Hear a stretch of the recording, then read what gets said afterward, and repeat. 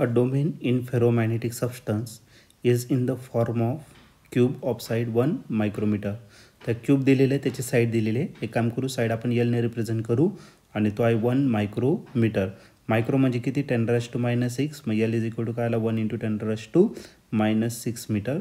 पुढे if it contains 8 × 10⁻10 atoms and, तर number of atoms आपण एनने रिप्रेझेंट करू. त्याची व्हॅल्यू दिलेली आहे 8 × 10⁻10 ॲटम्स दिलेले आहे तुम्हाला. ओके, सिंगल ॲटमसाठी नाही घ्यायचं आपल्याला, नंबर ऑफ ॲटमसाठी घ्यायचं आहे.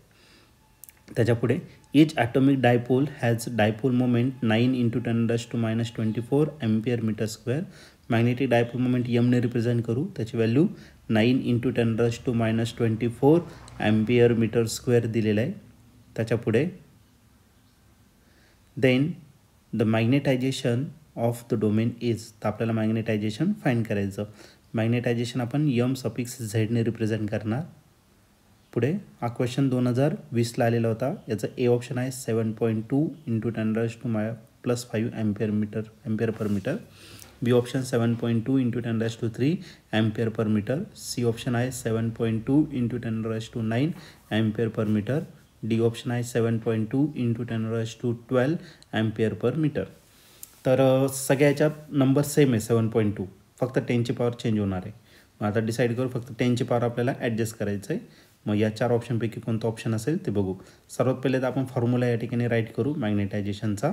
आणि मॅग्नेटायझेशनचा फॉर्म्युला असतो टोटल मॅग्नेटिक डायपोल मोमेंट किंवा net magnetic dipole moment per unit volume. Okay, magnetization is equal to net magnetic moment. Dipole moment म्हणा नाही तर सिम्पल मोमेंट म्हटलं तरी चालेल. मॅग्नेटिक मोमेंट त्याला डिवाइड करायचं कशाने? व्हॉल्यूमने. मॅग्नेटायझेशन रिप्रेझेंट करणार M suffix Z. Net magnetic dipole moment आता टोटल घ्यायचं आहे, एका ॲटमसाठी नाही, नंबर, म्हणून एन एम घेतला. Volume V. Magnetization N M तसा ठेवणार आणि क्यूब दिलेलं आहे. क्यूबचं व्हॉल्यूम काय असतं? Side cube. एल क्यूब करून टाकला. आता याच्या सगळ्या व्हॅल्यू आपल्याला माहिती आहे, या फक्त पुट करून टाकू आपण. मग आपल्याला मॅग्नेटायझेशन भेटून जाईल. बघा, M Z is equal to number of atoms किती दिलेला आहे? तर तो दिलेला आहे 8 × 10⁻10. या ठिकाणी सर्कल केलं बघा मी. आणि मॅग्नेटायझेशन 9 × 10⁻24. ती व्हॅल्यू इथे टाकून देऊ आपण. ठीक आहे, मग आपली व्हॅल्यू काय भेटेल? 8 × 10⁻10 यांच्या जागी टाकून देऊ इंटू एम किती आहे? 9 × 10⁻24. त्याला डिवाइड करायचं एल क्यूब. आणि एल किती दिलेला आहे? तर तो 1 × 10⁻6. फक्त 10⁻6 घेतलं ते चालेल, त्याचा क्यूब करायचा.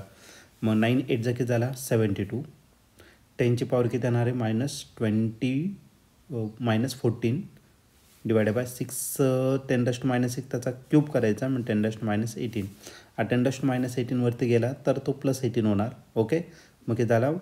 +18 - 14 किती झाला? 4. मग 72 × 10⁻² किती? 4.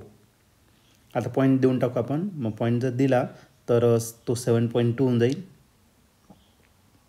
आणि 10ची जी पॉवर 4 आहे त्याचं काय होणार? 5 होणार. ओके, मग आपलं जे मॅग्नेटायझेशन आहे तर ते असेल 7.2 × 10⁻5. हे आपलं फायनल आन्सर असेल. ओके, तर आता आपण त्या 4 ऑप्शनपैकी कोणतं ऑप्शन आपलं करेक्ट आहे ते चेक करूया. तर या ठिकाणी तुम्ही 4 ऑप्शन जर बघितलं तर ऑप्शन नंबर ए जो आहे तो या ठिकाणी आपला करेक्टली मॅच होतो आहे. म्हणून या क्वेश्चनचं करेक्ट आन्सर ऑप्शन ए असेल. ऑप्शन ए म्हणजे काय? Magnetization of the domain is 7.2 × 10⁻5 ampere per metre. हे त्याचं फायनल आन्सर असेल.